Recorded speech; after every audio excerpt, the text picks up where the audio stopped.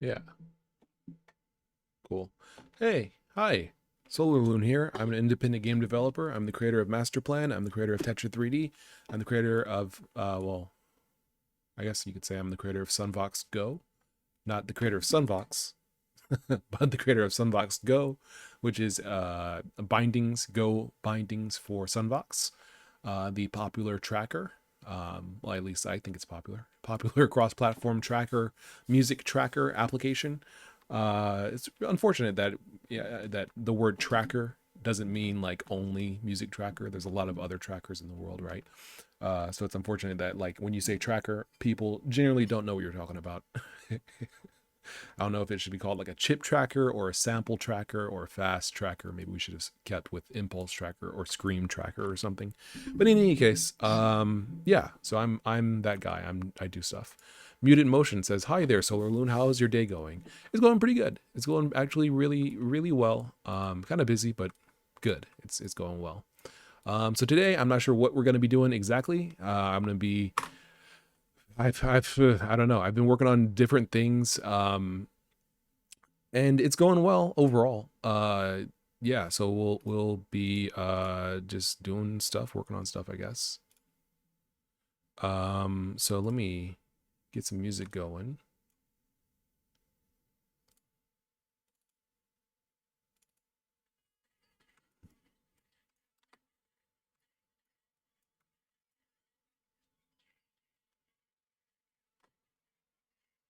Okay, cool. That's not too loud for you guys. It's actually muted entirely, which is good because that's kind of loud for me. Let me see.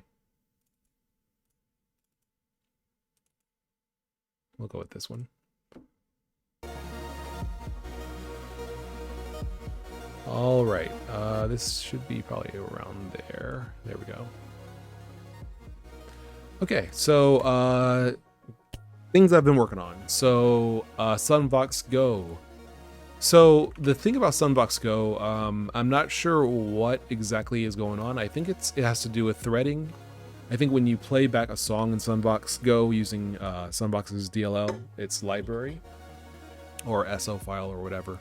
When you're, oh yeah, let me also make this bigger, this text bigger. We'll do it like that, I guess, because this is, yeah, yeah. I have my text around there probably by default, so this should be good. So the thing about Sunvox is when you play back audio, I'm pretty sure when you, well, probably when you initialize the library, it spins up threads for music playback. And I think what's going on is that when you play audio,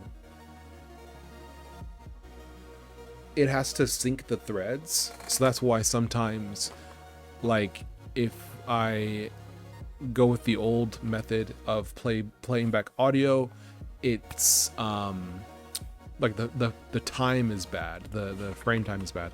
So like if we look at play from beginning, so this was the old method I had, where basically I just called play from beginning as a function. This would take like 40 to 80 milliseconds, so it would stutter every time it played any song, any sound effect, anything like that. Then this was a better version where basically I pause and unpause the audio engine between between playing back, before I play back the audio, I pause the audio engine. That is better because that basically I guess makes it so that it doesn't have to like adjust notes and stuff like that. It can basically just like pause the audio engine, move the playhead back to the beginning, or seek, or do whatever it needs to do, and then resume the audio engine after it's done. That's better for frames, but it would basically go from like 50 microseconds, 40 microseconds, 30 microseconds, 60 microseconds to like 9 milliseconds, 2 milliseconds, which isn't really acceptable because obviously that would be that's bad. It's a lot of frames. I mean, like, you know, if you play back a sound effect and it suddenly eats 9 milliseconds, then, you know, if you play back two sound effects on the same frame, the game stutters and you don't really know why. But it doesn't always happen. So that was like better, but still not good enough. So my solution now is to kind of combine these because I don't know why it's slow. I don't know, you know, what else I need to do. So I'm combining these the concept I was working on, I think in the last stream, where basically I have a Go routine that handles playing back audio, seeking, stopping, all that stuff that kind of could take time. It handles that on a Go routine that basically gets run for each channel. So the upside of this is that you end up with this kind of solution that is really good on speed, but obviously it could take a variable amount of time. So it might take, 30 microseconds, it might take 9 milliseconds, but that's going to be on another Go routine, so you don't really have to worry about it. That's the ideal, is you can just be like, okay, we'll just play this, play this whenever you can, essentially. And the result comes as a future, which is a struct that basically just means that it's going to give you something later. You don't know what it is yet, but at some point it will be populated. And you can wait for it if you want. So you can say like, this is the result. You can say wait to finish. And you could give a timeout duration of like, let's say a second, or not a second. We'll say a millisecond, maybe 6 milliseconds. So basically it will wait for that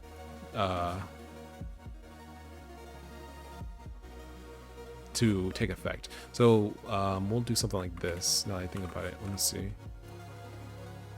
Oh, also this needs to be bigger. There we go. Utils.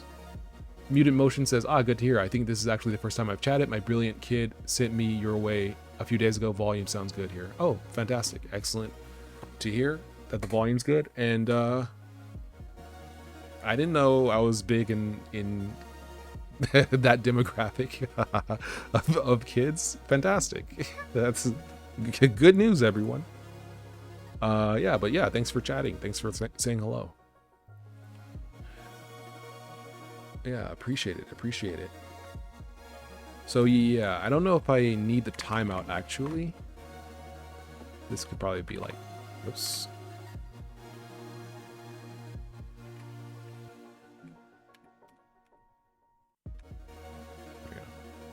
This probably be like 1/10 of a millisecond.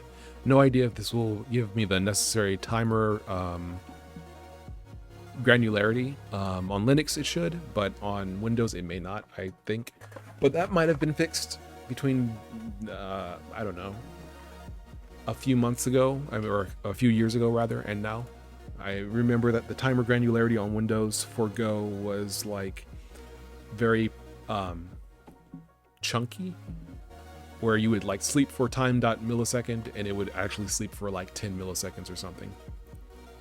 So we'll try a 1/10 of a millisecond and see how that works. And then I don't know if we need a timeout, because the whole point is that you're waiting for it to finish. So, I mean, this should basically only be called if you actually do intend to wait for it to finish. So I guess it's fine. Let's wait. Let's see. And this should be silent still.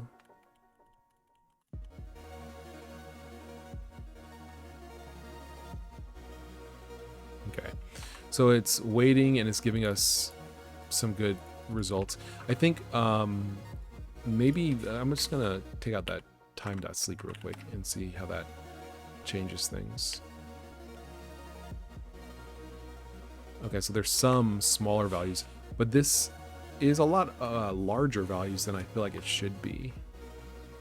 10 milliseconds, 9 milliseconds, 8 milliseconds.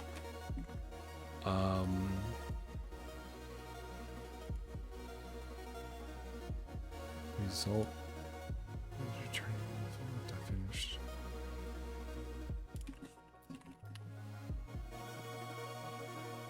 So what's this guy? Case action.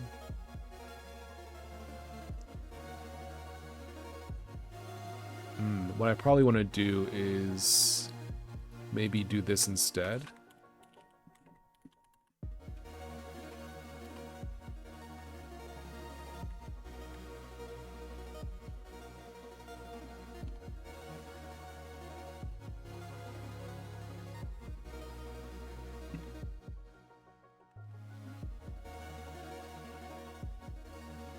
Oh yeah, I shouldn't be sleeping 10 milliseconds. That's probably why.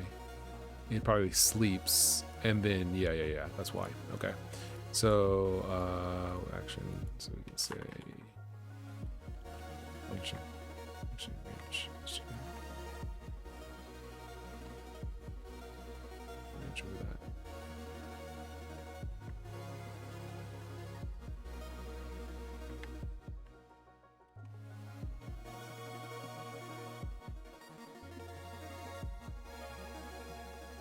Yeah, so we can do that.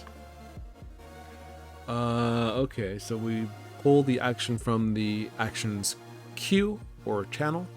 We run the function, get the result, put it in the result channel, and do this until we're finished with all the actions. We unlock afterward. We can defer this if we really wanted to. That's fine, I guess. And then we can sleep. Now we don't need to sleep for 10 seconds. Milliseconds. We can sleep for maybe a tenth of a millisecond. So now what will happen if we... Oh.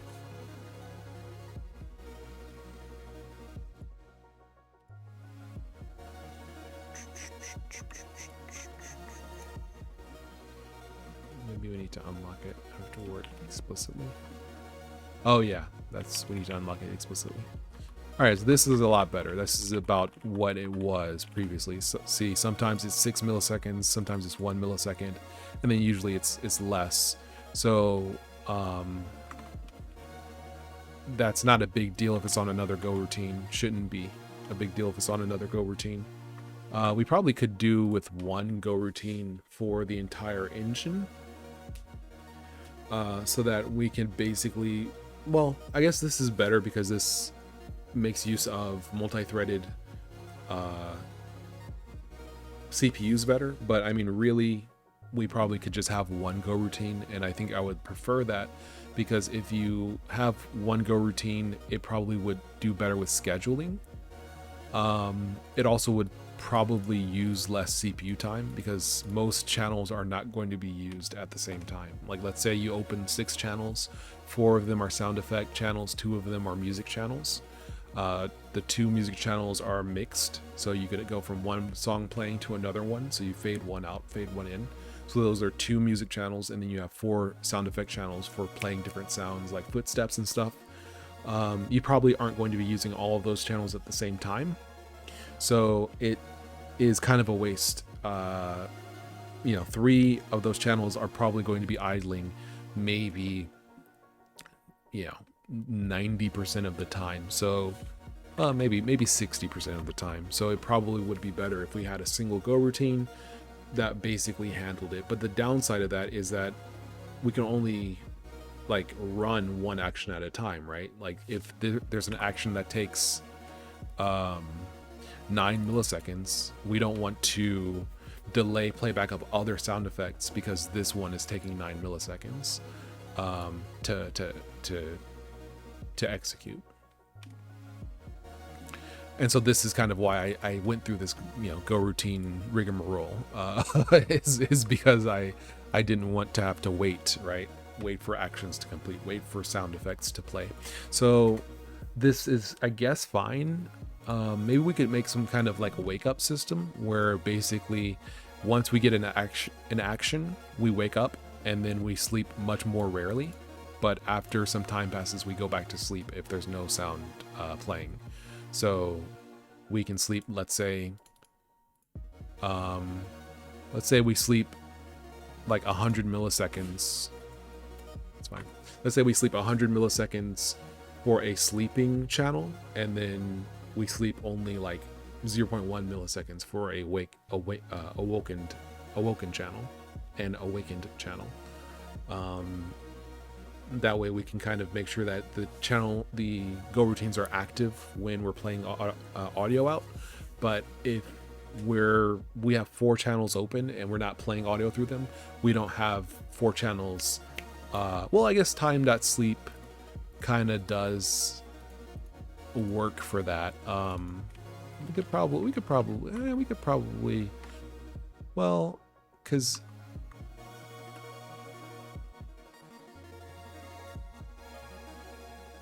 Yeah, we only really need to sleep if there wasn't something played, if there wasn't an action taken.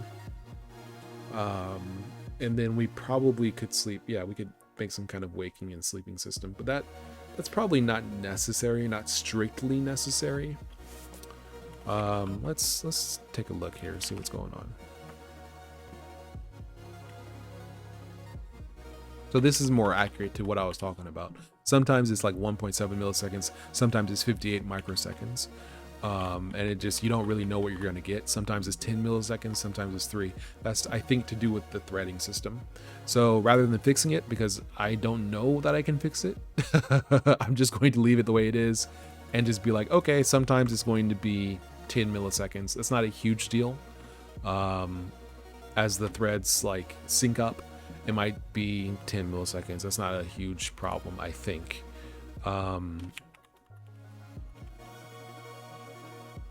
Yeah, 9 milliseconds, 12 milliseconds. That's like 1 frame difference. It's not a huge deal.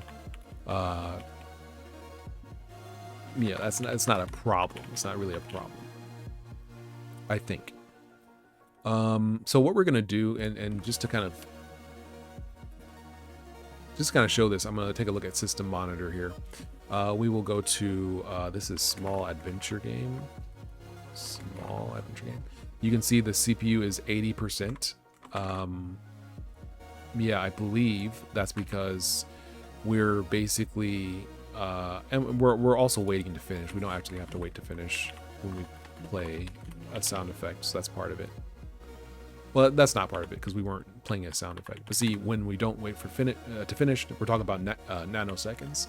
So basically, it's almost free to play to queue up a sound playback, which is cool. That's great. That's perfectly fine.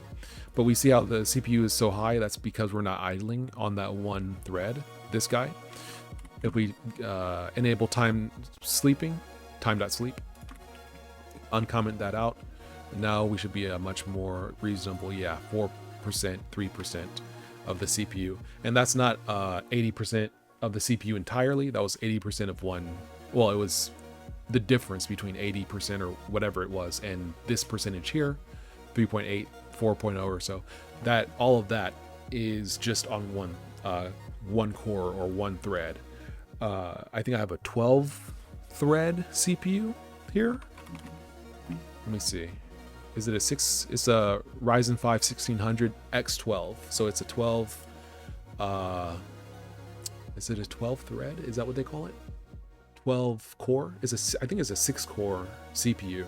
So there could be 12 threads running at the same time. 12 CPU threads. So by sleeping, we lower the CPU costs significantly. So we probably do want to sleep, but we need to pick a good value, somewhere between nothing and like 10 milliseconds. Because 10 milliseconds, I feel like that's kind of a lot of time. We could go with 1 millisecond. But I mean, ideally, we would like to sleep until we get something in the actions queue, the channel. But there's no way to make that happen, I believe. We could use a select statement like this, but I don't think we can sleep until we get a value coming in through the select statement. I don't think we can do that. And we also don't want to only do one. We want to do all the actions that are available, because there might be multiple actions at the same time. Theoretically, like if we're sleeping, I guess if we don't sleep, well, I mean, one approach would be basically to just do an action and then sleep any amount of time. I mean, really, we could try just like the smallest possible sleep just to clear up that CPU spinning, and it doesn't really do anything, so never mind. It lowered it from 80 to like 79%. So that's probably not going to work. We need some actual time here. So, I mean, how do we want to do this? I mean, time millisecond, maybe just a 5 millisecond sleep might be enough to kind of keep it from eating up all the CPU time, while still being pretty responsive. 5 milliseconds is like 150 FPS. Right? If you 5 milliseconds, 100 would be 50. That's 200 FPS. Okay, that's pretty good. I think that's probably good enough for most use cases. Maybe we can make it customizable, but I think that's fine for now. And it's not really eating up too much CPU. If we make this like the longest possible sleep, so that the go routine is basically not doing anything, CPU time is just around 3%. So we're spending about, that's pretty good actually, going from 3% to 5%, and we have 6 threads I think running. We have 8 threads running, and it's I guess it's 3%, and then when we turn on the threads like this, it goes to 5%. So we're spending 2% for 8 channels, or 8 threads, 8 go routines rather. That's pretty good. I think that's probably good enough.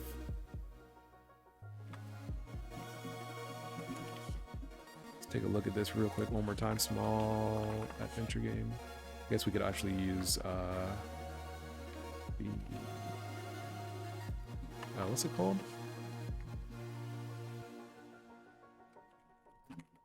BTOP. There we go. BTOP plus.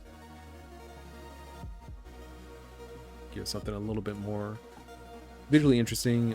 This is the guy we're interested in. You can see CPU percentages here. Yeah, 4.2%. Let's see if we can make this update more frequently.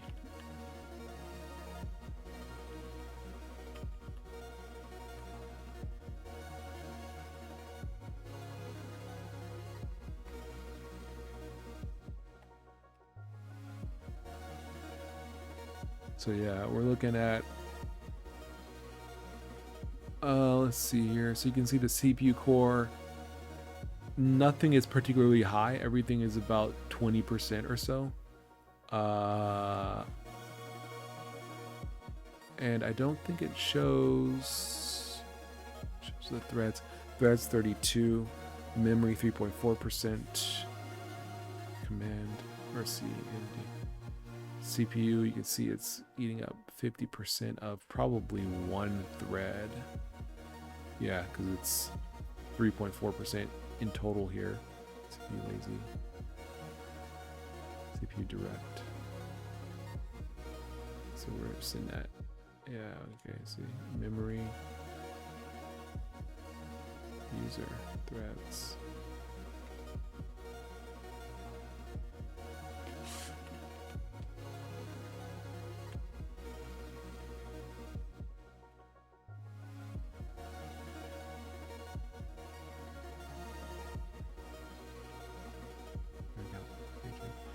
Yeah.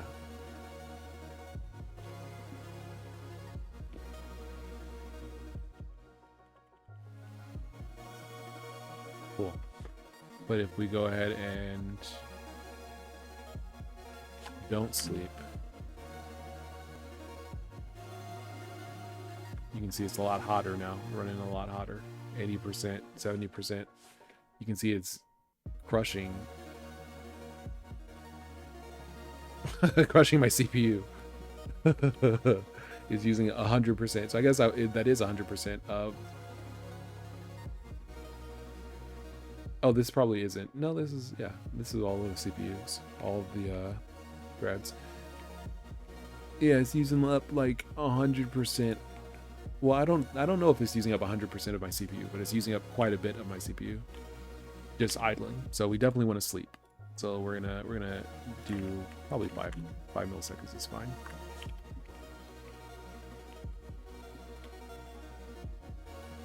There we go. 4.2, 4.3, 3.4. This is GPU tone. Is this the GPU? This is the CPU? What is this? GPU, CPU.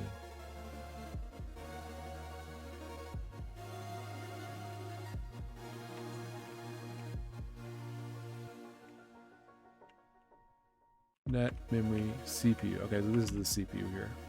All right. Okay, so that's I think good enough. I think that's good enough. So what we're gonna do then, we can actually turn up the volume so you can hear what this sounds like. We can turn this off, run this.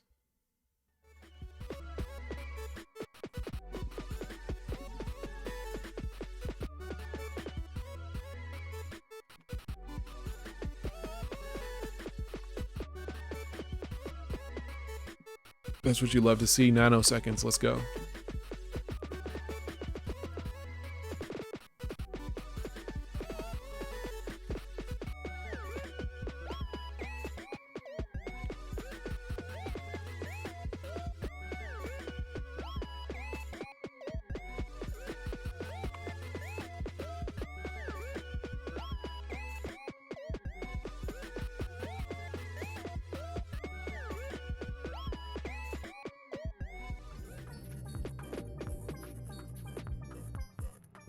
Very good.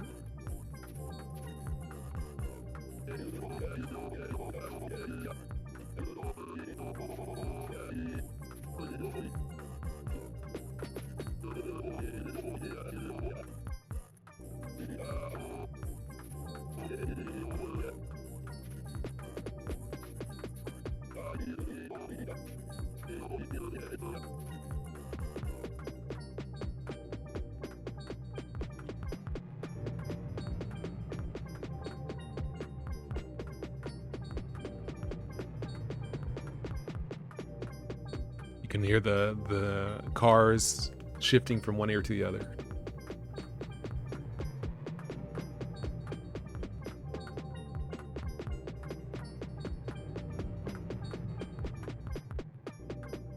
Yeah.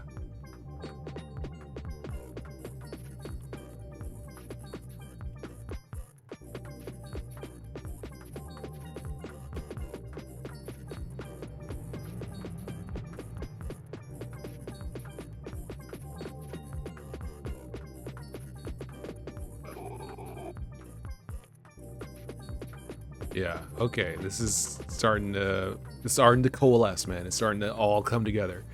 So yeah, there's 3D sound. So basically the 3D sound object is just an object. You plop in the scene. You can specify the sound, and then basically it just pans it and gives a distance fall off, and that's it. I'm just hard coding this amplitude module. And that's something that's also interesting is like you have the ability, this is kind of crazy, but you have the ability to access Sunvox Go through JavaScript, because the SFX object is the channel, not the channel. Yeah, I guess it's the channel. That's like when you go to play a sound effect using this function, play SFX, you can say play SFX and then say the name of the sound and what channel to play it on and whether to loop it, and it'll play. And I guess looping, that should be a property on the object in Blender, but it'll play it on Sunvox Go and return Sunvox's channel. So then you can do things like shift the panning or change the volume, all that kind of stuff. So that's kind of cool. It kind of is crazy that it works automatically, essentially. So this is really cool. This is working pretty well. Something you can do is you can go to options, and I added sliders now, so you can turn down the volume or turn up the volume.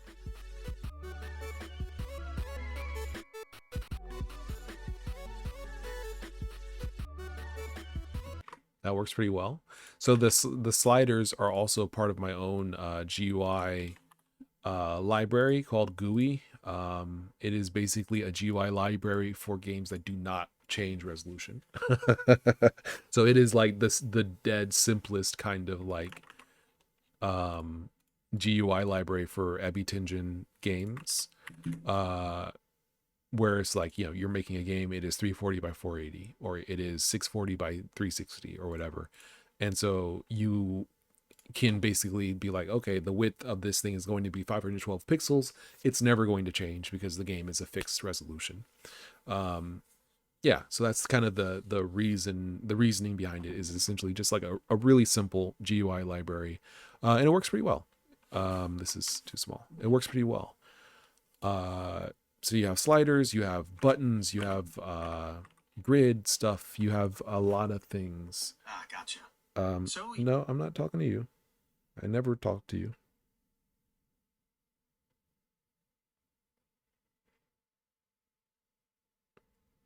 I was never I was never talking to you. All right. So, yeah, so anyway, this is this little library. Um okay. And so you can see, for example, this is a little slider demo where you can move the slider up and down. The value is not correct. Let me see, slider. Slider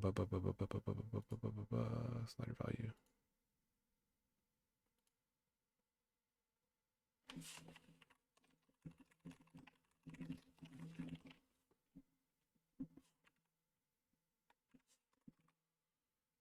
Yeah. Let's see. Slider. P equals.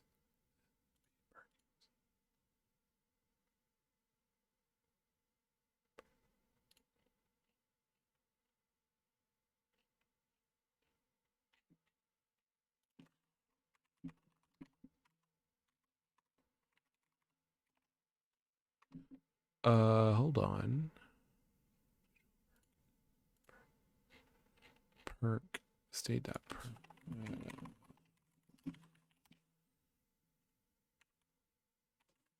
Okay, well, why is...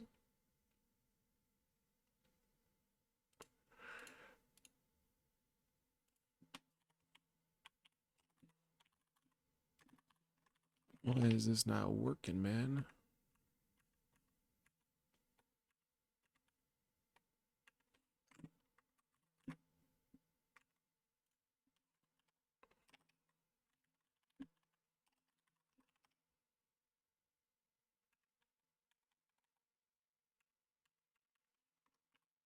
Hmm.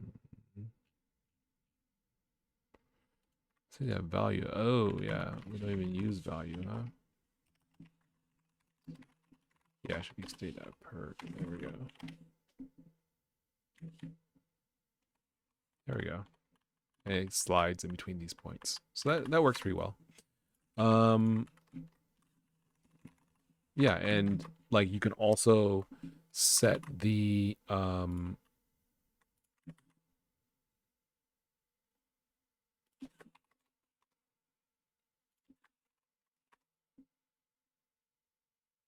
you can also set the percentage variable to be a float 32, like a pointer to a float 32. So you can be like, oh, well, just make this the volume sliders percentage variable, like link it to the volume SFX value. So basically, as I move the slider, it is setting the volume SFX value internally. So I don't have to like, do anything special. Like the UI is just like pointing to the volume value so that you can just change it like that.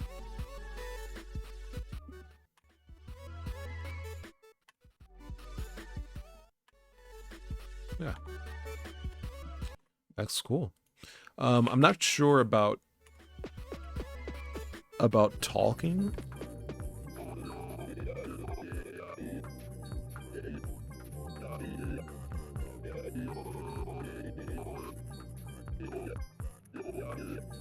Like that works, but I kind of feel like it would be cool if it was like my voice. I think I did that before for a little demo that I was working on, a little game that I never finished.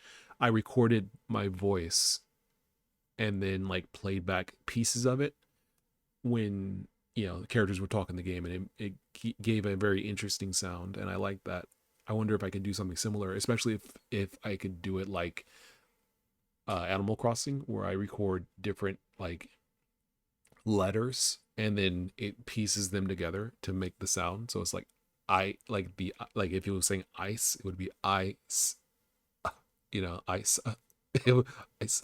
It would be weird, dude. It would be weird. Anyway, that's something for another time, baby. That's something to think about. I don't know how I feel about it. Um, Yo, was this fixed? Or let me see what's going on with. No, probably not. Okay. Yeah. Um. Yeah. So anyway, this is working pretty well. Music's working.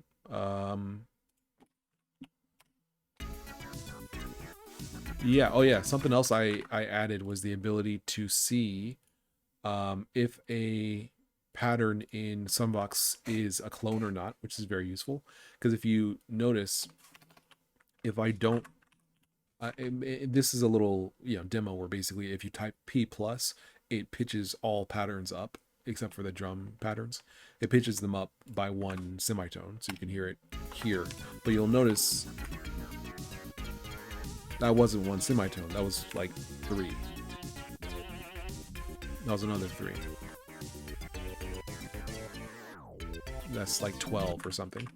And that's because when we go and loop through the patterns, we have to know if it's a clone or not so that we don't pitch it up again. Like if you pitch up the original, you pitch it up by 1, but then you can also clone. Let me show you what I mean in Sunbox. So here's an example of Sunbox, a song in Sunbox, where basically this is a drum pattern and this is a clone of that pattern. You can see the line going from the highlighted green pattern to the original. So if we pitch up, for example, this pattern by 1, and we pitch up this pattern by 1, now this pattern and this pattern are pitched up by 2. So we need to know that it's a clone or not. So we can say, oh, it's a clone. We don't need to pitch it up because we've already pitched it up, essentially. And it's interesting because Sunbox doesn't actually have the ability to determine that. There's no Sunbox function to determine if a pattern's a clone. So my approach was basically to rename the pattern that you're looking to see if it's a clone, if it is a clone or not. You rename the pattern to a random string and then basically get any pattern by name with that string. The first pattern it returns is going to be the original. Either it's the one you renamed, which is it is the original, or it's going to be a different one, in which case that is the original, and the pattern you're checking is a clone of that one.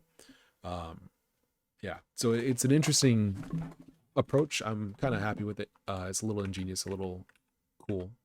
So that seems, and then it of course renames the pattern at the beginning.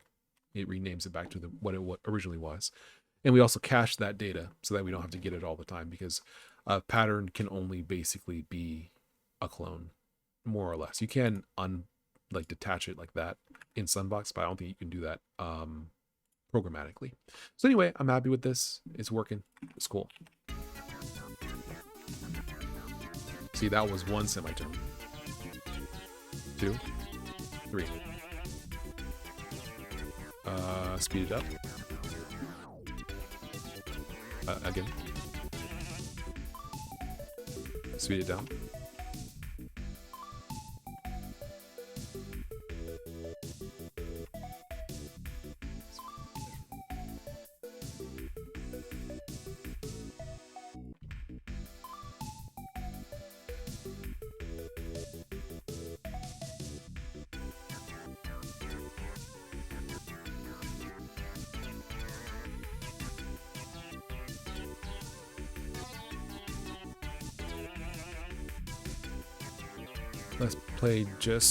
Let's start over.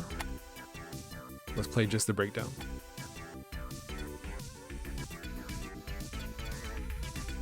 Yeah, this is where it's like, yeah, it's the basic thing. It's like, oh, warning, you're running out of time.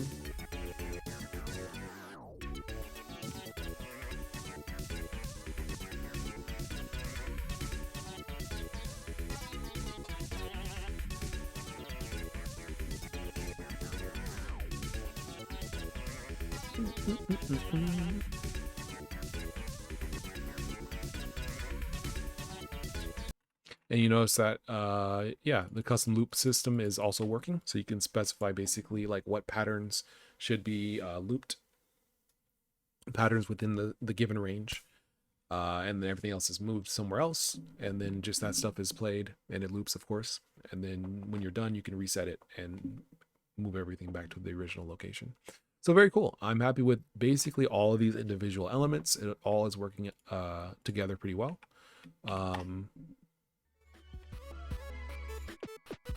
Very PS1 vibes.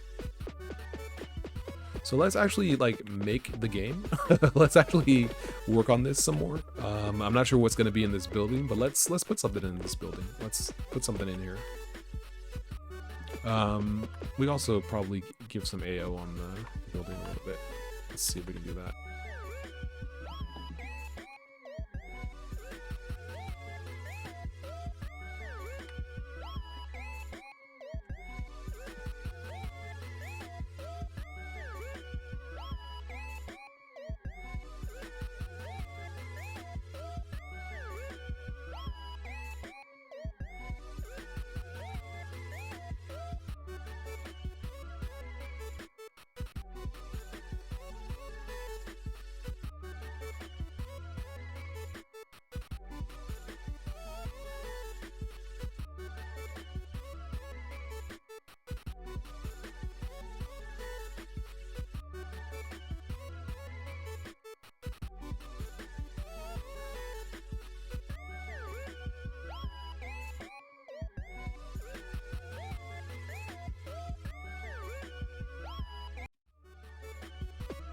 There we go. Just a little bit of blue. I mean, a little bit of darkness. Kind of helps out a little bit. Okay. Yeah, not sure what's gonna be. Yeah, what this is exactly, like what this realm is, but it's definitely serving vibes. So, I guess we'll finish this bridge. It's a little plain.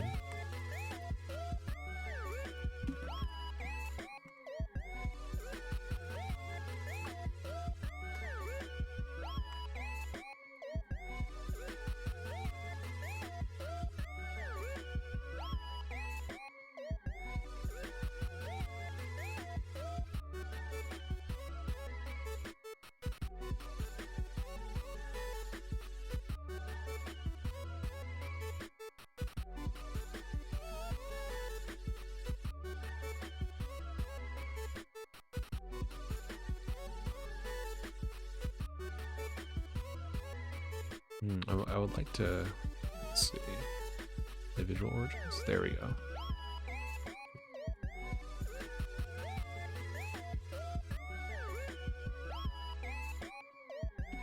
Oh, we could put a little sphere on top. Oh, we could make the sphere like kind of silly.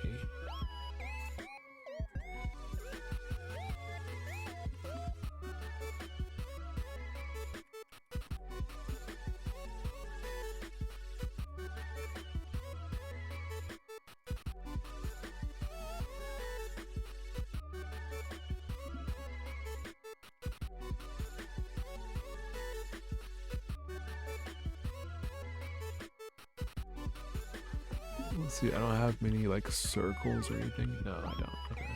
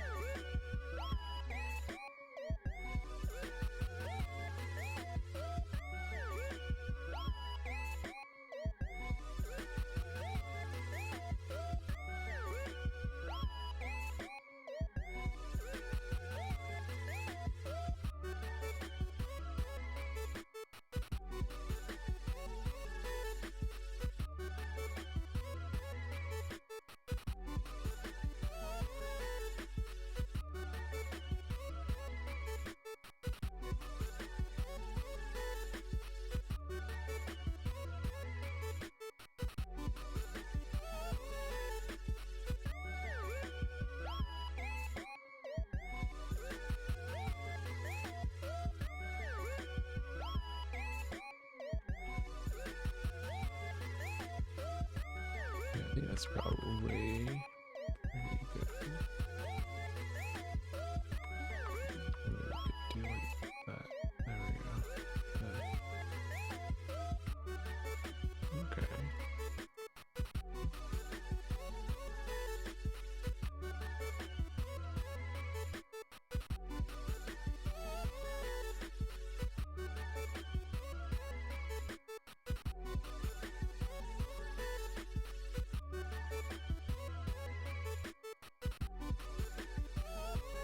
Okay, so this is supposed to be a circle. Boop. Sport this baby.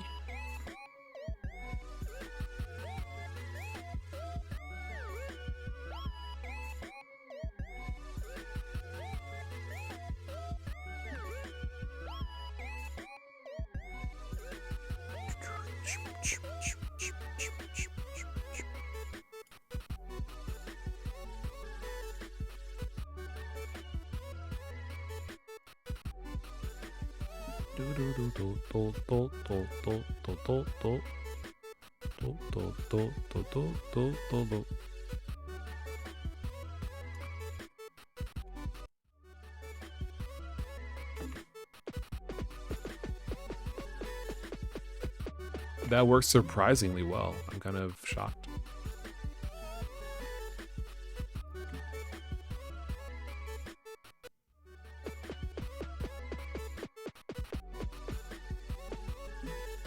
This one needs to rotate. So that's something I never really implemented was I implemented Halo / billboard sprites, but the way they work is that they work based off the center of the object rather than the center of the triangle. So, I mean, maybe I should...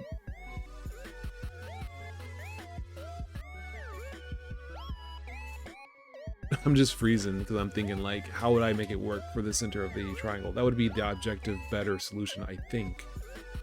Because then you don't have to separate the Halo elements out, although you may want them to be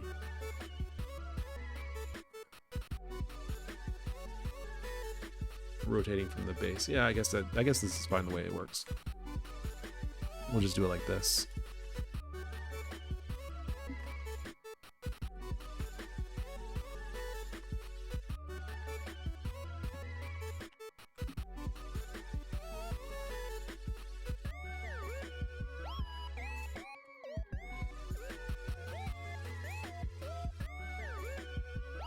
This is going to be the post symbol. Crush. Let's see.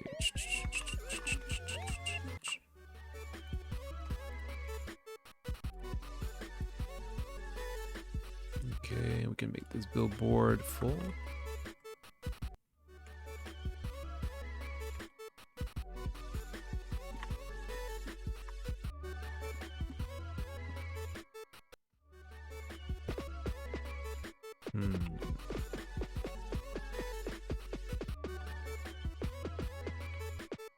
Okay, that does work. The lighting is kind of weird, right? So let's see what we can do about that. Also move these up slightly. There we go. Lighting's weird. Let's see if we can make that fixed. Lighting mode. Let's change that to be points toward lights. There we go. I feel like the texture like size is bigger on this, right? Like these should be like 16 by 16 or something. So we're gonna do that. We're just gonna size it down. That's perfectly fine. I think we can just work with this like this. You know what? I'm just gonna do it like this because you know what? Let me just do it like this.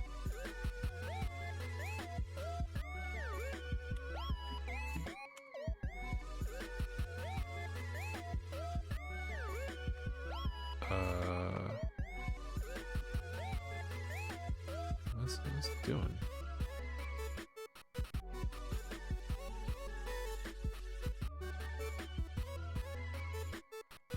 Oh, I see. It's symmetrical. There we go. So then we can just grab this, and can we get a slight alpha?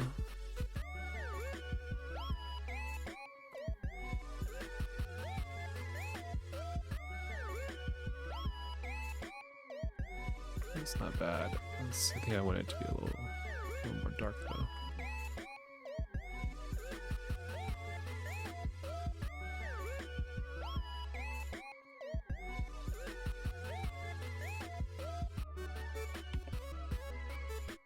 Okay, that's pretty good. Let's grab these guys.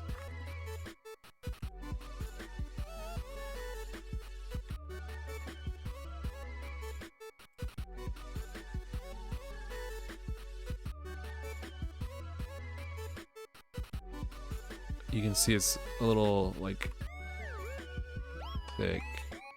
I think we need like that.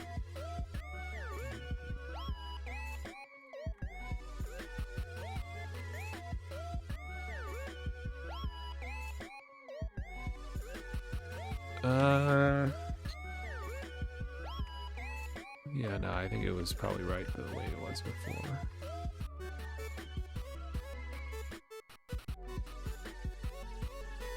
This needs to be like this. There we go.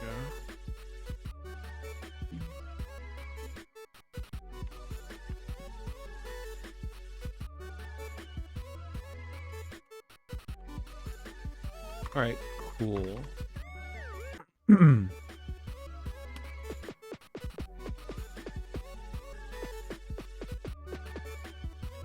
These look worse. I think I know a couple reasons why. For one thing, this doesn't feel as smooth. That might help. Bridging that gap. Now wait a second. It's not even, is it? Yeah, this is a travesty. Let me start over. Keep it simple.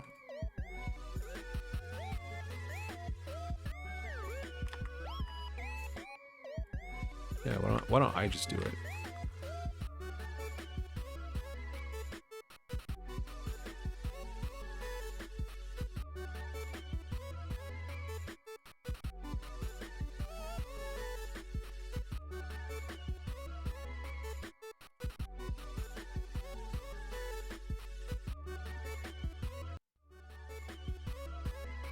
Slightly better.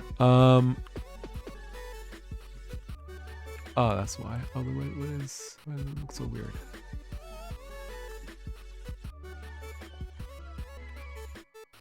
Okay, so something we can do here is we can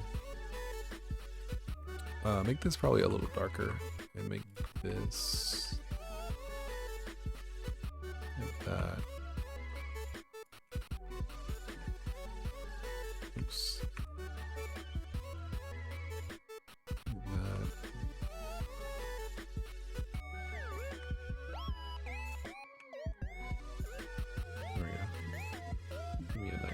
Middle ground color.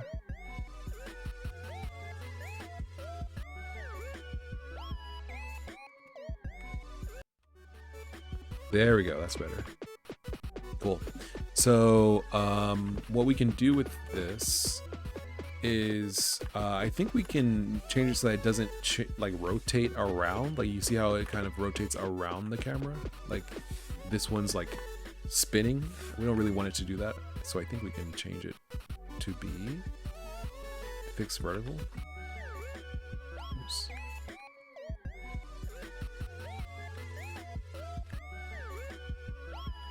Let's try that. There we go. That's better. Well, no, because you can see how it it's flat as you peer around it, so it does need to rotate. Okay, so then we do want full billboarding. Yeah, it's not as obvious. Okay, so yeah, there we go. Looking pretty good. We can definitely do some coloring on this.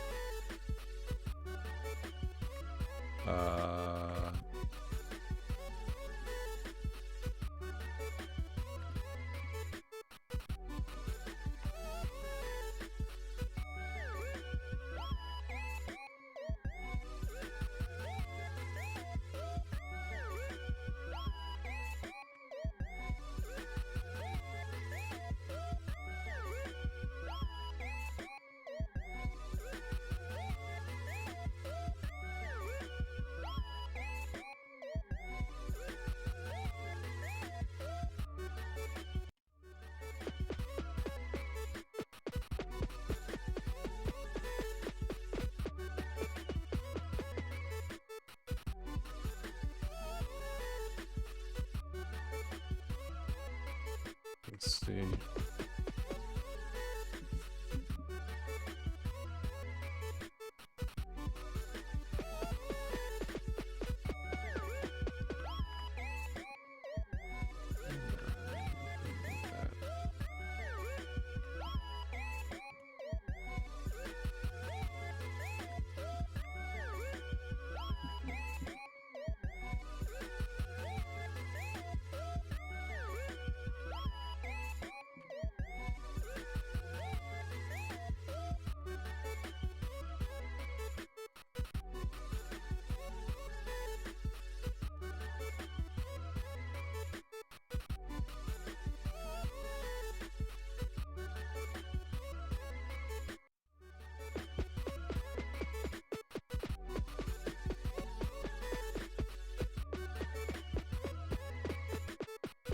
Yeah, that's pretty good, I think.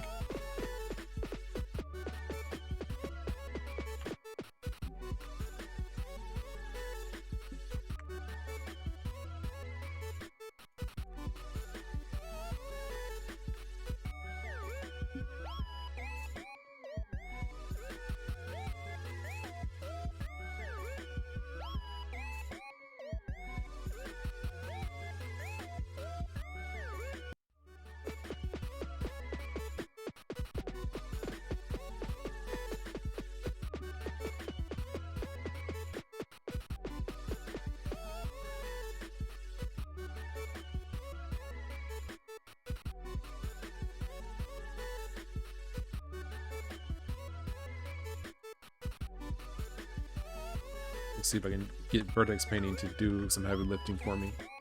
I want to paint these.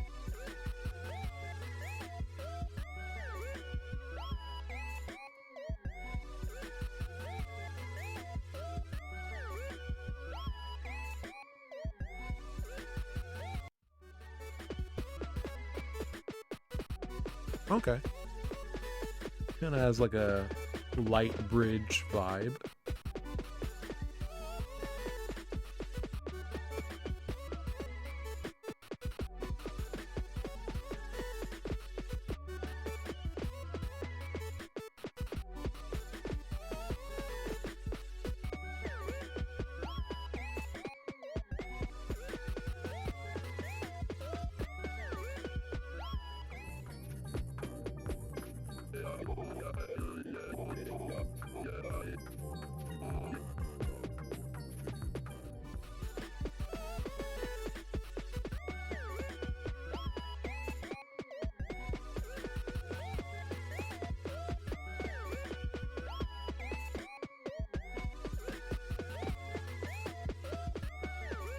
Okay, very cool. What I'm gonna do is maybe switch over to master plan now. See what we can do with that. Also, this was a song oh, this is a classic. But this is in Sunbox form now.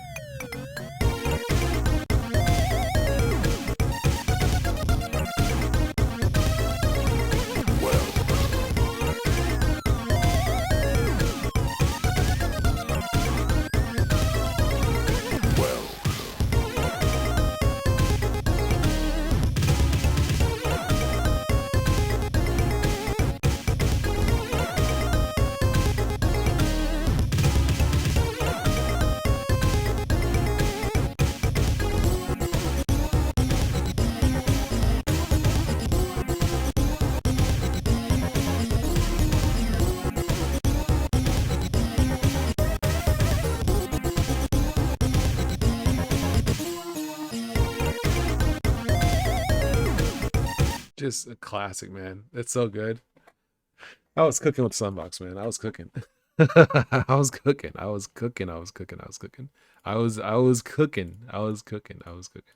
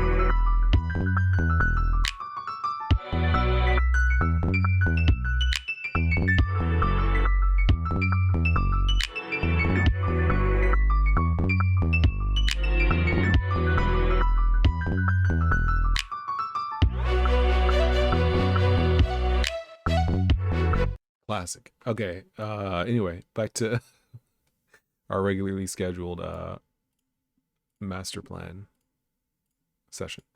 All right, so yeah, this is going well.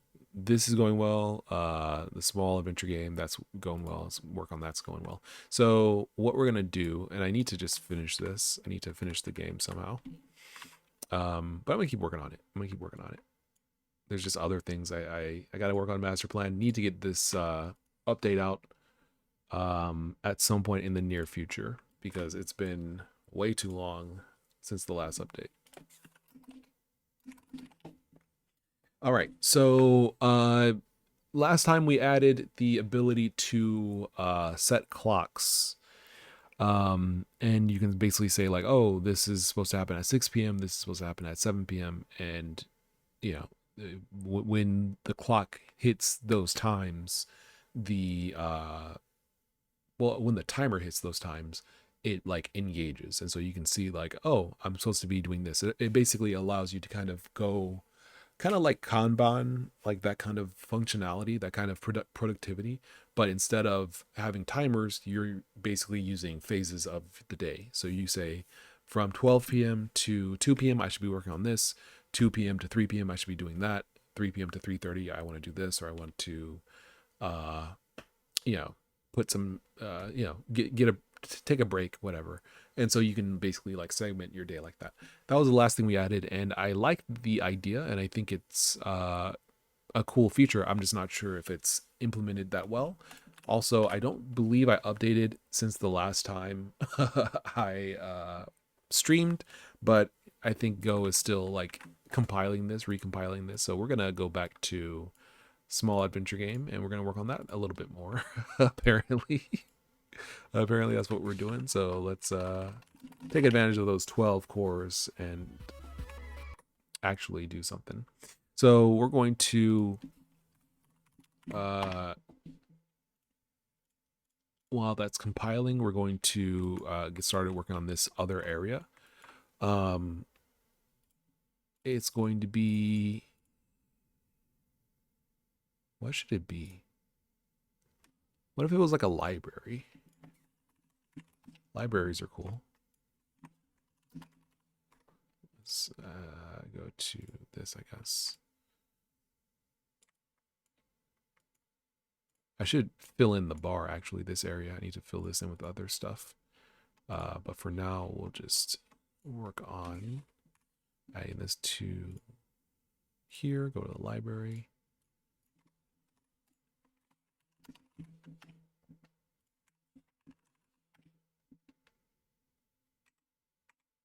Okay.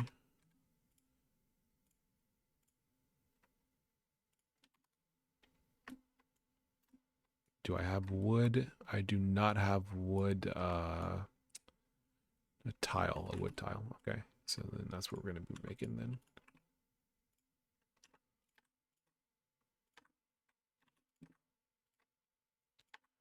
Something like this-ish. Give me this color. Can I get, yeah, something like this.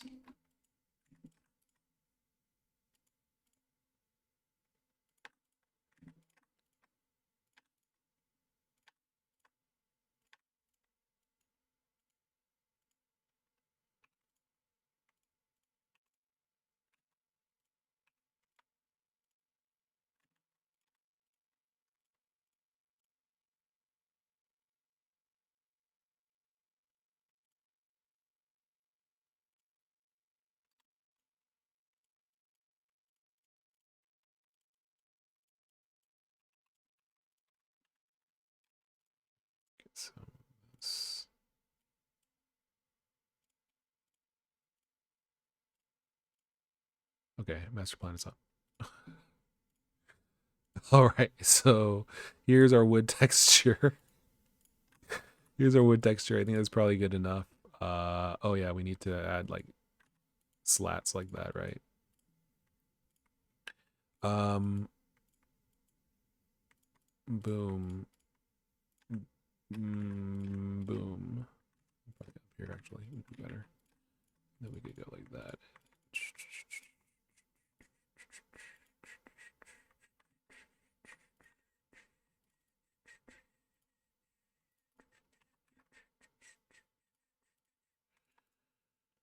Can we, yeah, give me like something that's a little darker. Give me something that's a little more, yeah, and then put those in the corners. Yeah, dude, give me that dank.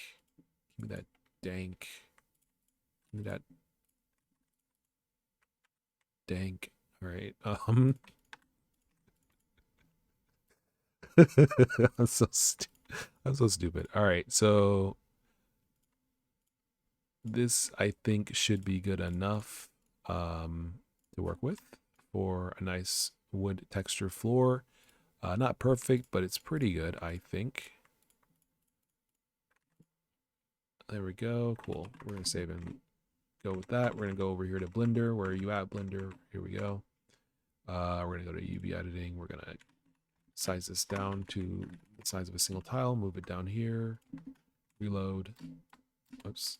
And grab and move it there, and then go over here and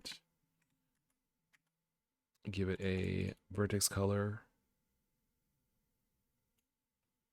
Try to remember where to do that. I guess I can just go here and then click on vertex paint. There we go. And paint it. Oops.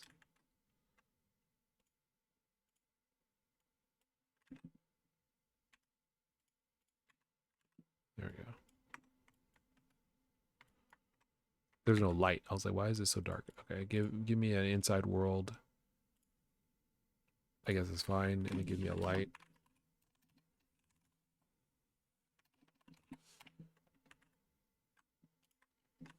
Rotate it like that. Rotate it like this. It's supposed to be pretty well lit. I guess it doesn't have to be well lit actually. Now I think about it. Excuse me. We will grab face. Can we lock it? Boom. Boom. Boom. Oops, repeat that. Grab these. Go like this. There we go. All right, well, that's the library. That's the beginnings of the library. We need a rug, now that I think about it. We're running out of tile space. I'm stupid. Right, master plan. So, so master plan.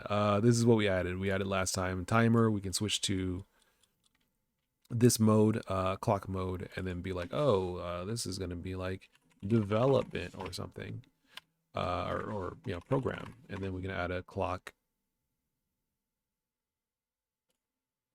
We'll just copy paste it, add a clock, and then be like, this is do sprites.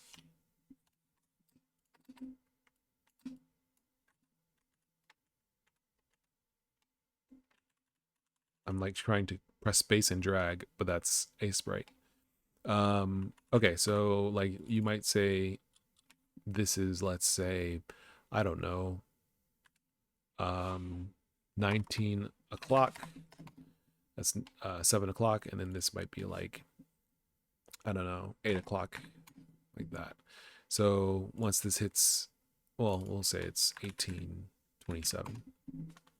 So once it hits 6:27 p.m., it's going to enable program, just like that. And if we say it's 28 instead, and we are not focused on master plan, we're doing other things like making a rug. So I guess we can try that. Let's see if I can make a rug real quick. It should be something like this, maybe. We can do something like that, and then we have like gold on the outer edges. This. then we can have like this this goes here. There we go. And then we have like that.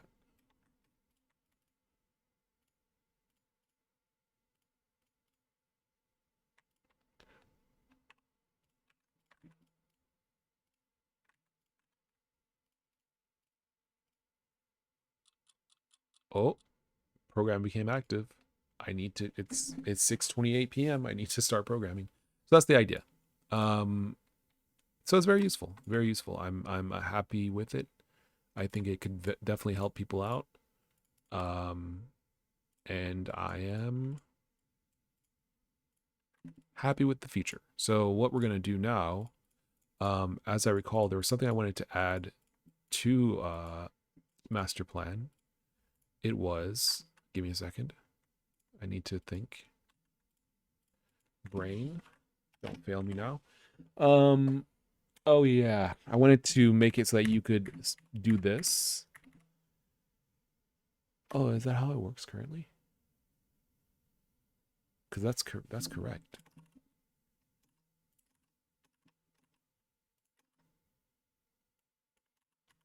Oh, it works. Okay.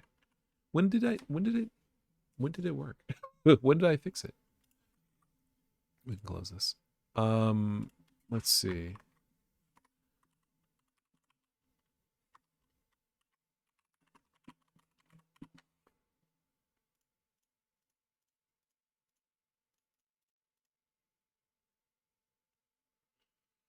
The ideal size. I guess that's fixed it, but I thought for sure.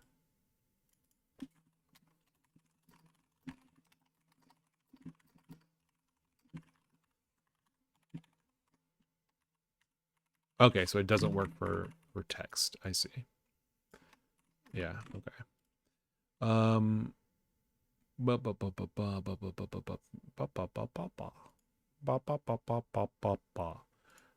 Okay, line count. If collapsed equals the target equals line count.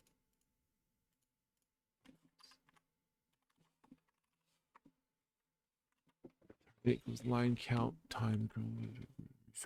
Is this still? Is this happening?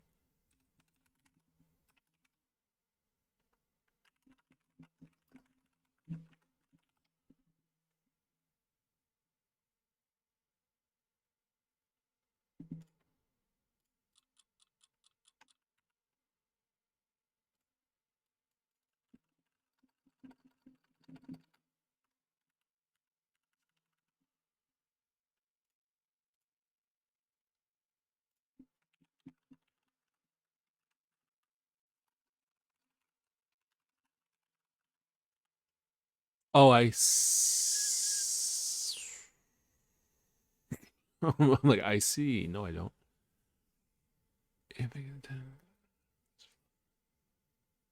Line count. What I want to have happen is I want to be able to expand this to the full size. Line count. Is this I label that line count? You can.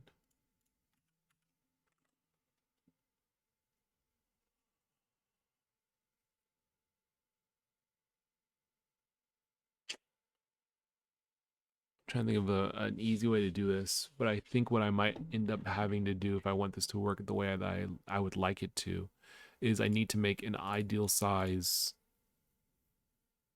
ideal height, I guess, really, function that basically each content card works with, although you can collapse. Oh snap, that's, you shouldn't be able to collapse maps, and you shouldn't be able to collapse tables. Yeah, that's true. Yeah. Okay. So then collapsing is something that only some cards can do. So we'll have to do something like this. Collapsible. Um Well, I guess we could just make it do like this: type collapsible contents interface collapse size float 32. So basically, we say how tall the object is when it's collapsed.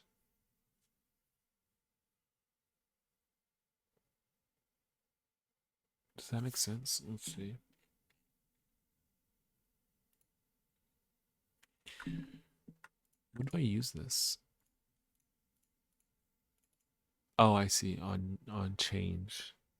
Then you can change the length. Uh, uh, uh, yeah. Collapsible. Well, it's really just maps and tables that cannot collapse.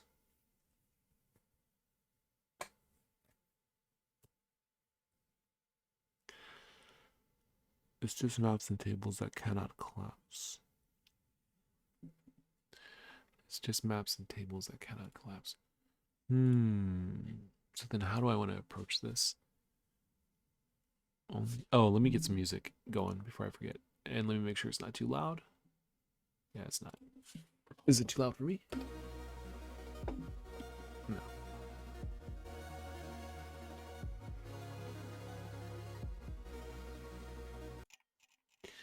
So it's collapsing.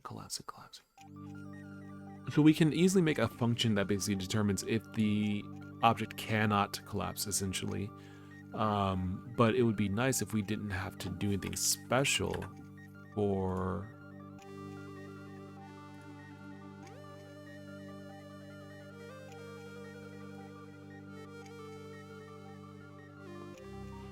It would be nice if we didn't have to do anything special.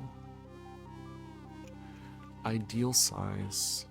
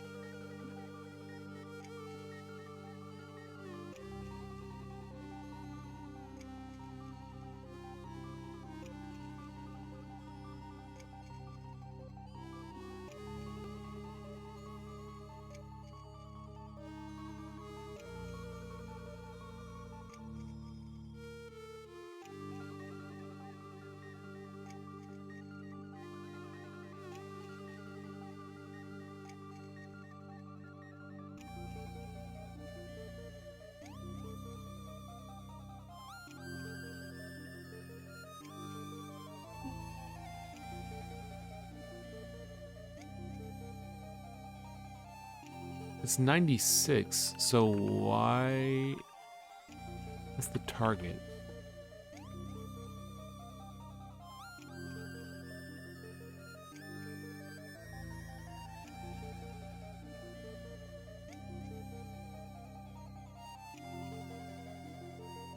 What is the ideal size according to this?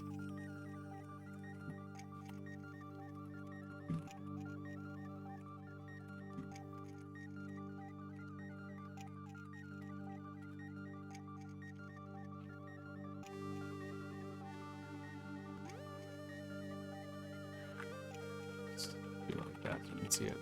Because there's something going on with the collapsing size.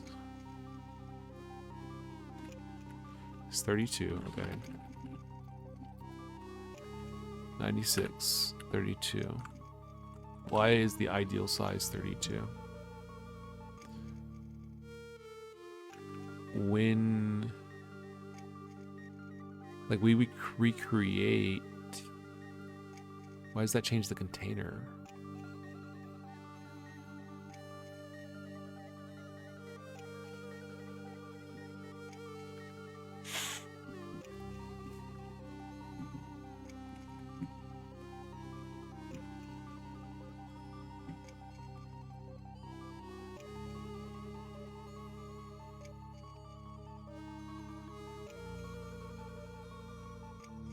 Where do we set the container?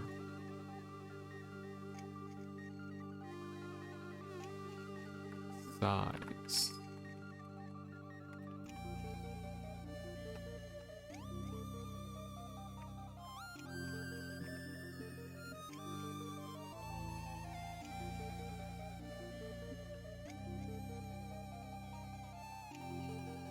I guess it's not gonna be here, right? Like we're never gonna, it's not gonna be here. When do we change the container size?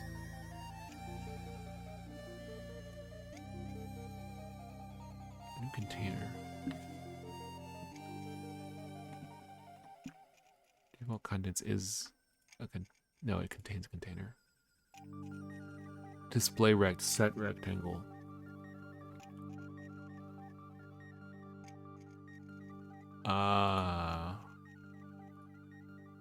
I see.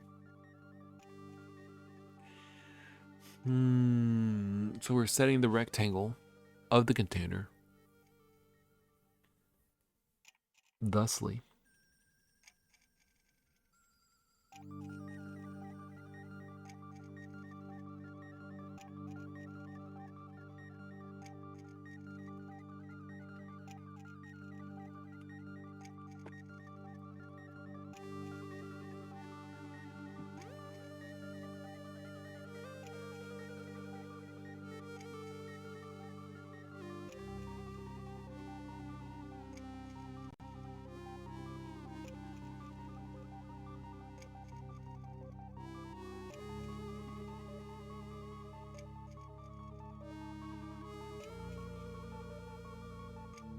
You can see the text is not disappearing because the container is not changing the size. So I think what we need to do then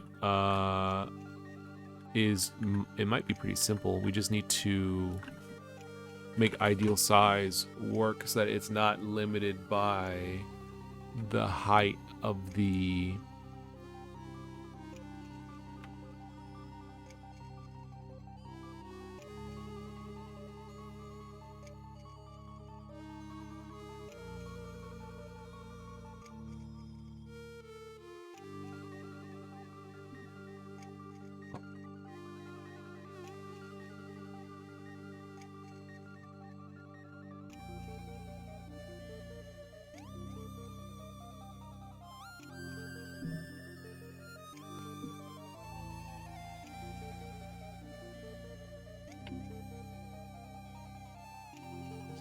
on the ideal sizes.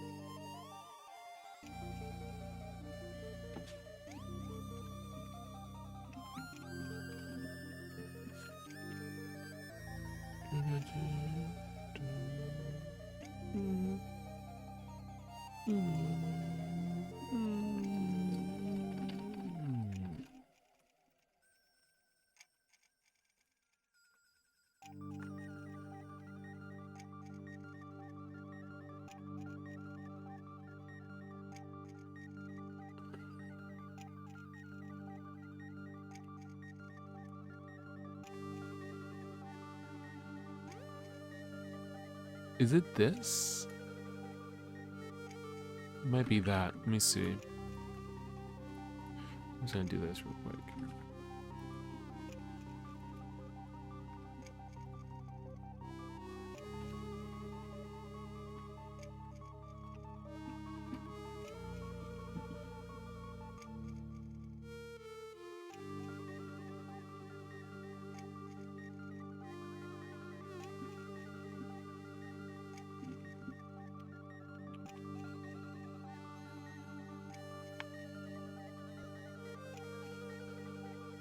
I'm thinking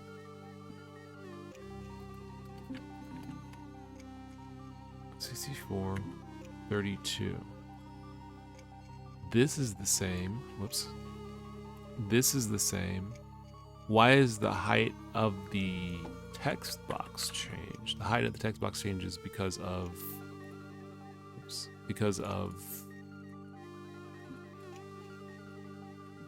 this. Or does the height of the text box change because of this. I guess it changes because of this, huh? Well, we recreate the card. Why do we recreate the card? Because the label, we don't change the text size of the label. Why does the label's size change?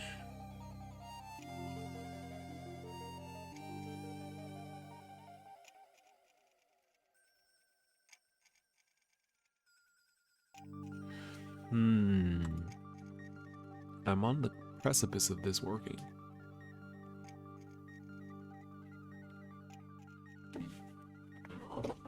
Switch up the music a little bit.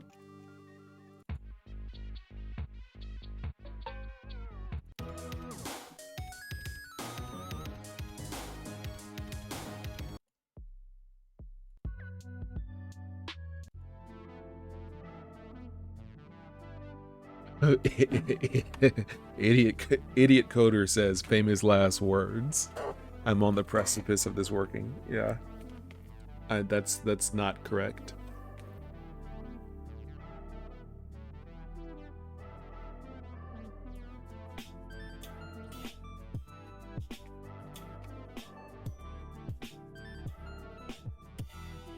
Because to me, ideal size should be the size that the container needs to display everything it contains. So why is the text box changing?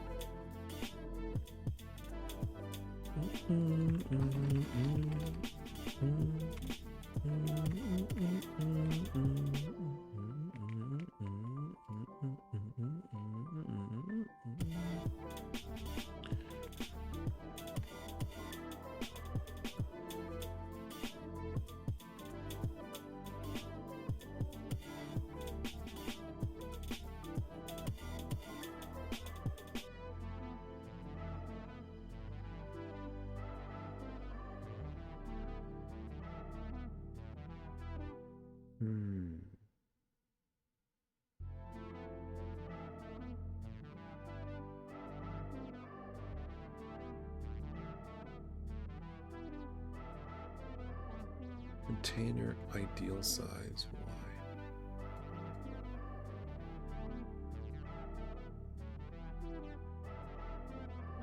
Ideal size.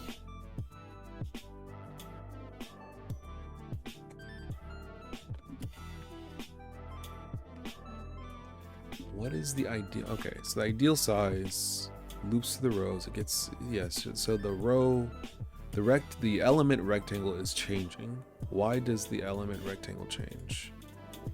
The size of the text box changes.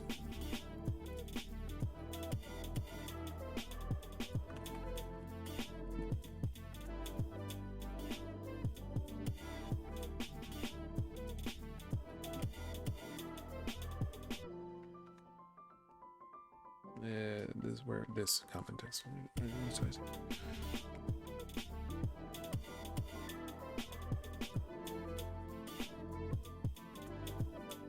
Line count.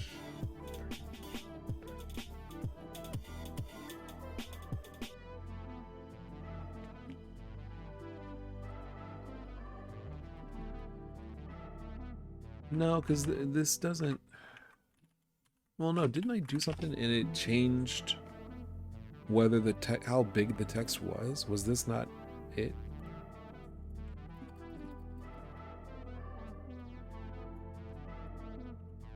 Why is it 32 when there's more text? 128. Oh, it's it's changing the size of the. I see. It's in the update, isn't it? Yeah, okay, that's set that side. That's this. Okay, we're doing that so that it doesn't overflow.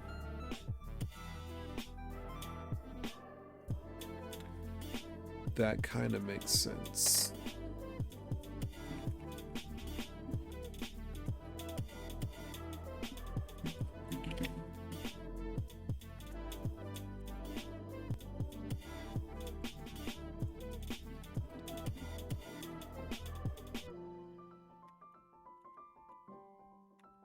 that works. Well, if that works, then why am I... Yeah, maybe I should just make it B and C label red.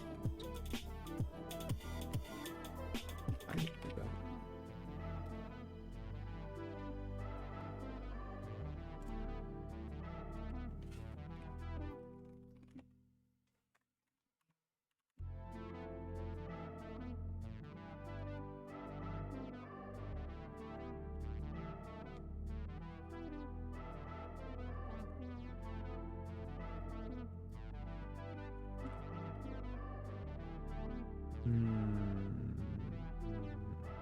Doesn't grow.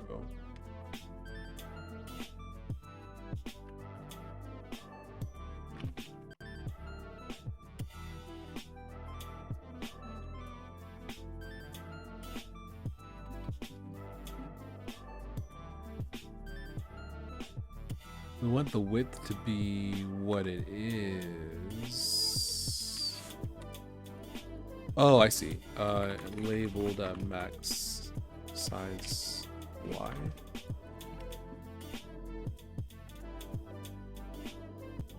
So that it grows for the size of the note. So the idea is that nothing changes.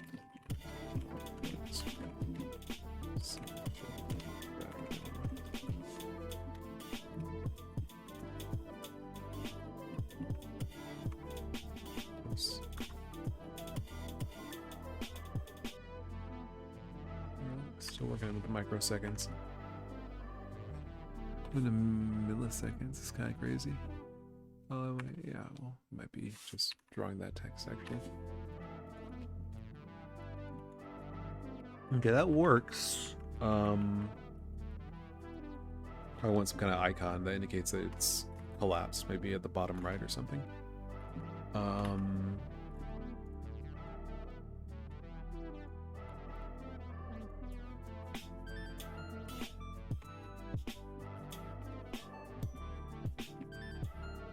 Yeah, that won't work. So no idea if this is like for the best, but we're gonna do it anyway and see how we like it, I guess.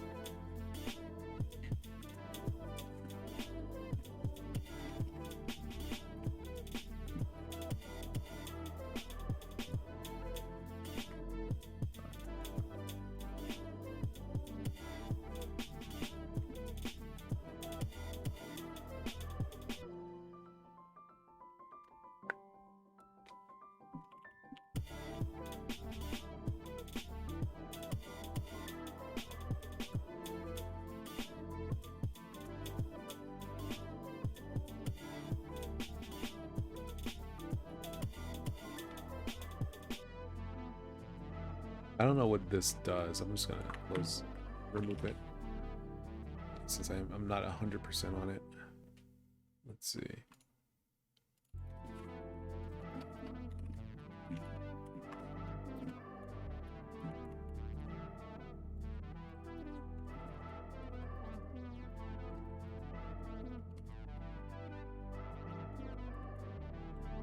Yeah, that does work. I'm not sure what this does though. If the card is collapsed,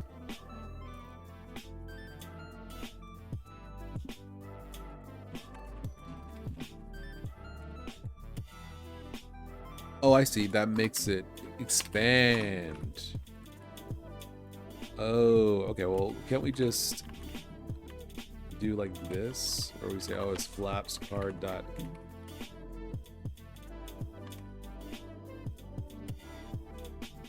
Yeah, we don't need that anymore. Means we don't need this anymore.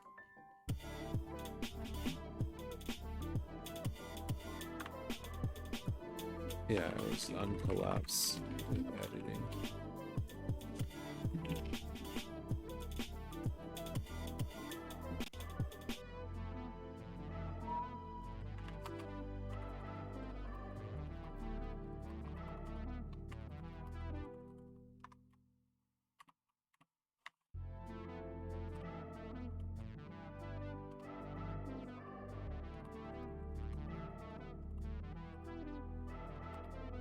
Yeah, that's the idea.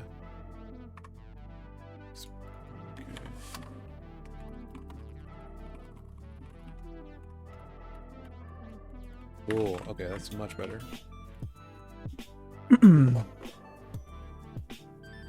All right. So set max size so we can replace all of this with. Oh well, I guess we'll have to do it manually.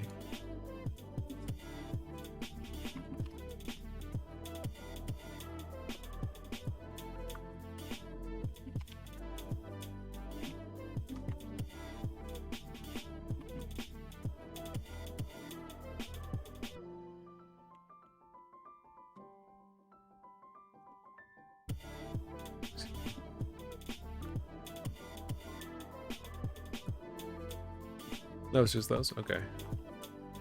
Let's check the link content. Something's here. I'm not sure what label that's referring to. This, I guess? Ah, well, that's a little bit of a problem now, isn't it?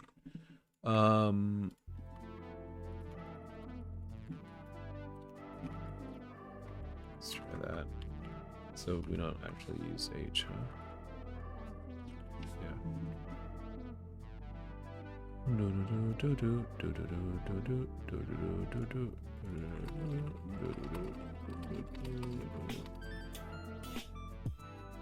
Cool. Okay, that works. There's something I was gonna do.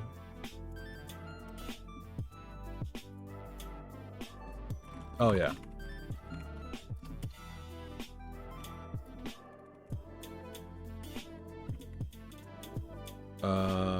Let me grab a sprite. Where is that?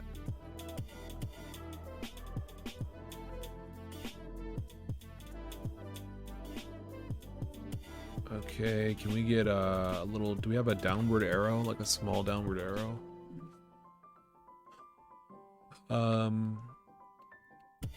The answer to that is no, we do not, it seems. So we will make one here. Like these little icons.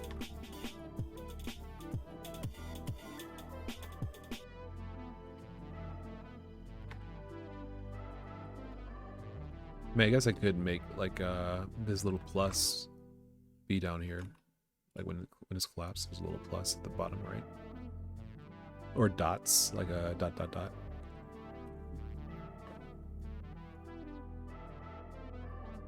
Dot dot dot.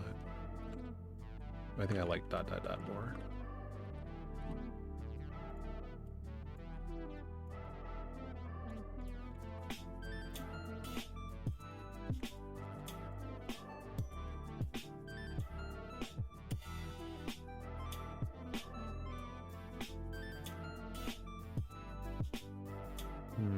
It doesn't really look like a dot dot dot though.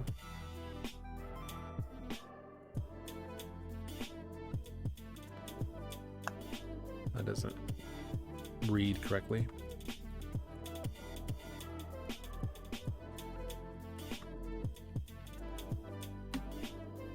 Nah.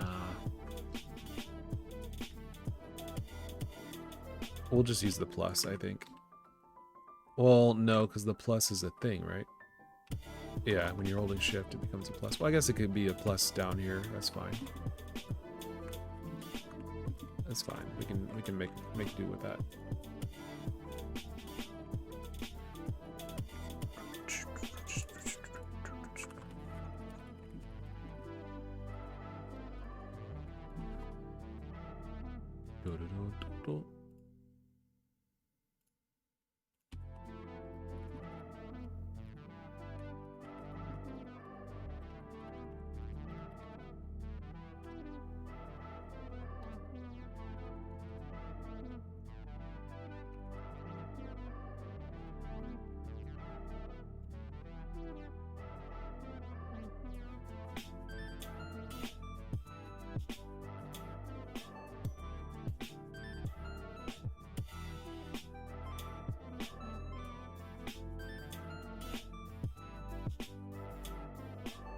40, 80.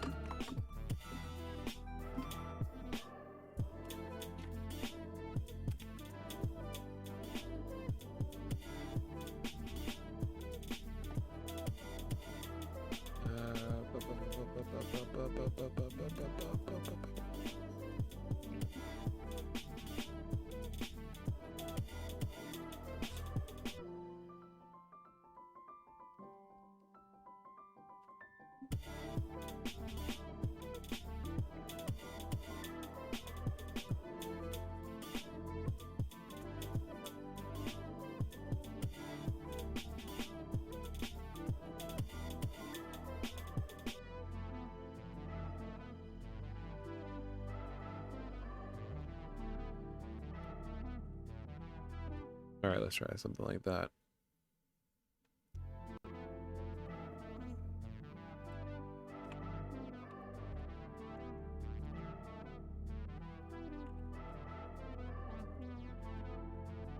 It's weird. Why is...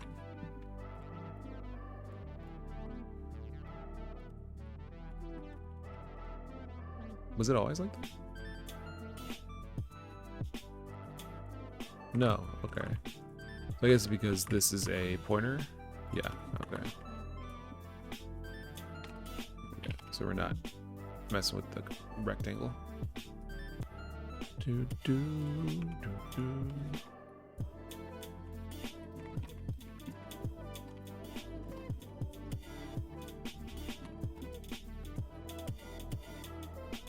There we go.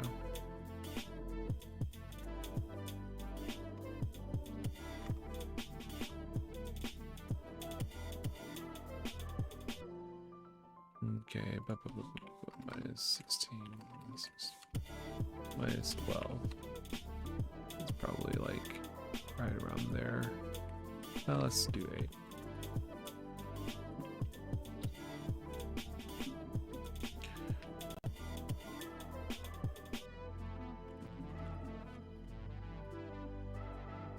Okay, that's about right. Little plus. I feel like I might want it outside of this.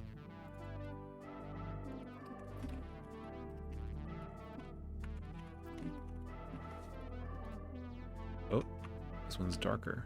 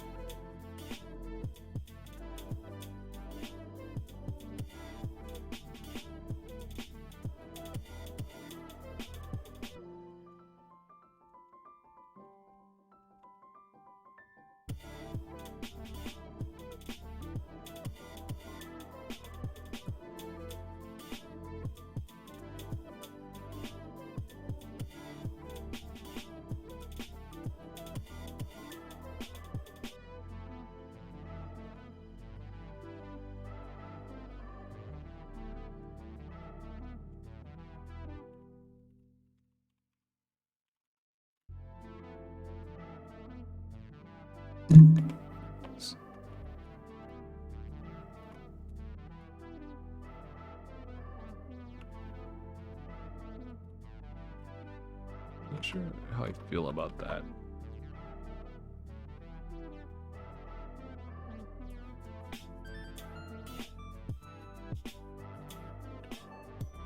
I think also I don't want to call this all the time, so I probably can just do art dot collapse.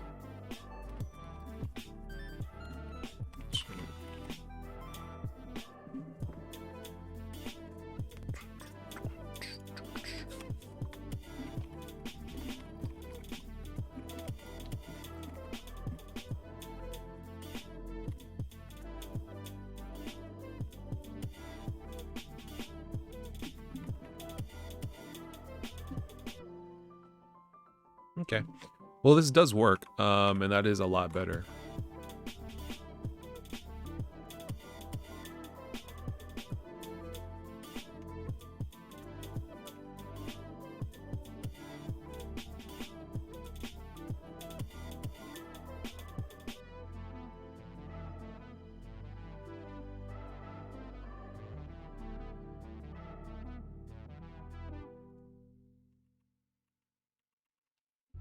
That is better. Well, that's pretty good. I'm happy with that. Better collapsing. Oh yeah, I forgot. You shouldn't be able to collapse maps, because they should be full size at all times. And then same thing for tables. They shouldn't be able to be collapsed. Anything else?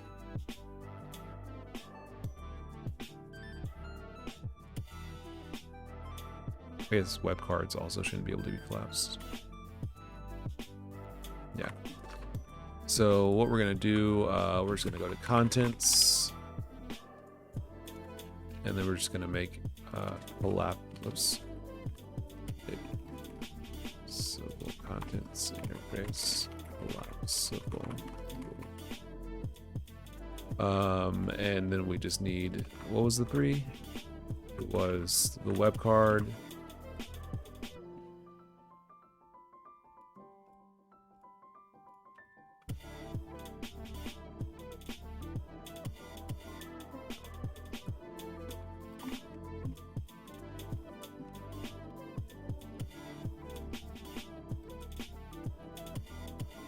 And then also, what else? The map card.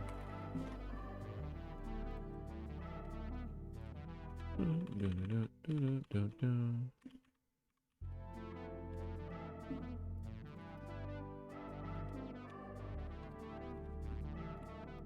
then also the table.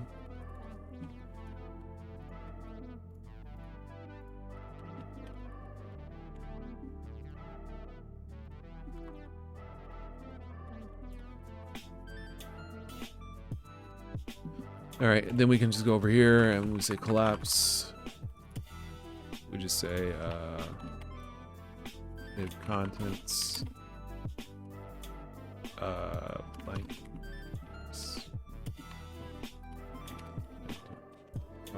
contents collapse contents. Okay. Collapsible. Cool. So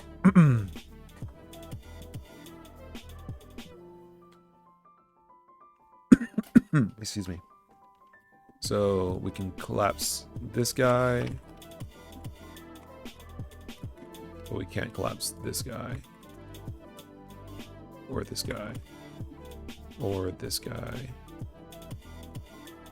But we can't collapse this guy.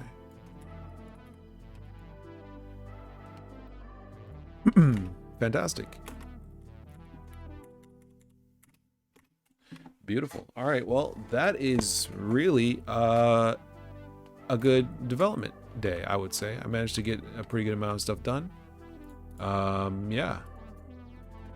I'm generally pretty pleased with that, how everything's shaping up. Thank you very much for watching. If you want to support development, please check out Masterplan on itch.io. solarloon.itch.io/masterplan or Steam. Yeah, I would appreciate that.